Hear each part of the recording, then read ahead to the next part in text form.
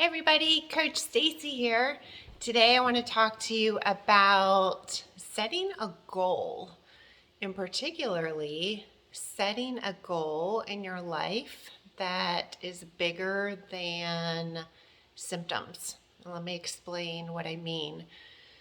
So often in the mind-body healing journey, understandably, we are very consumed with what's going on in our body, and it can feel so extremely difficult to not be focused on that all the time, every minute of the day, and thinking about how to solve it, how to make ourselves feel better, how to make symptoms less.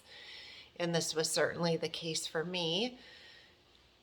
Partway into my journey, I was starting to see little successes, which I definitely kept an evidence journal for and could write those things down. But it was pretty early on in my journey where I wasn't seeing massive success yet, but I was having little blips, little encouragements.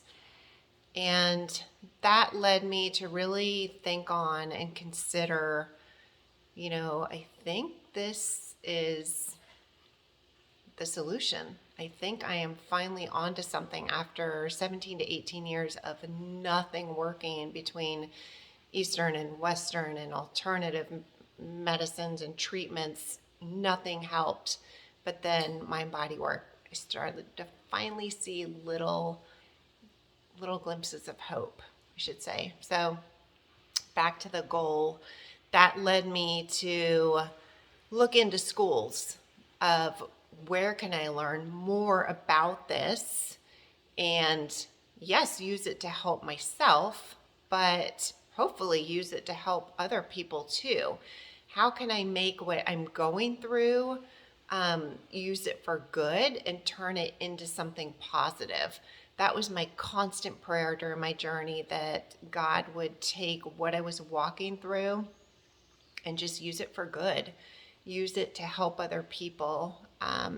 And I know that is absolutely what he's done.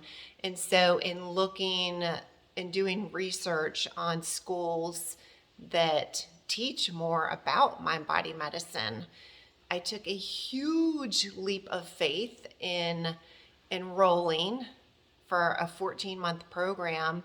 I thought, and it was scary. I wasn't just like decided immediately. I thought on it. I prayed on it. I thought, I really want to do this, but how in the world am I going to do this with dealing with so much fatigue? How am I going to sit in my office chair and study when I had such severe sitting and back and tailbone pain that I couldn't seem to sit more than 2 minutes without squirming? I thought, how in the world am I going to do that? But at the same time, I thought, I need to try to push forward. I need to try to make something bigger in my life beyond what was going on in my body, beyond symptoms.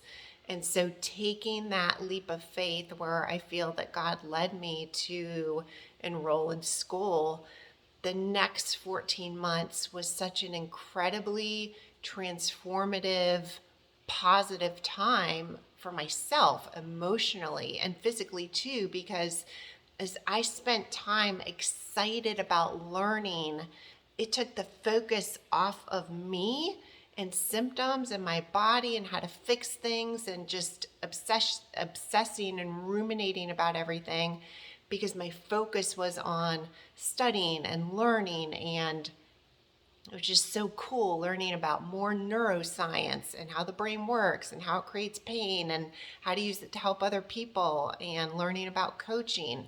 So my question to you is there something that you've been wanting to work towards? Is there something you could research and maybe just take that next step in faith? That if you take one step, God is going to show you what that next step is and the next step after that. That's absolutely what happened for me. And I would say hands down, it was one of the biggest tools in my journey to help me recover, to help me feel more positive, not focus on symptoms, not focus on me, because I was so distracted in a good way, distracted in focusing on how am I going to expand my life and pursuing something that was so much bigger than me, outside of myself.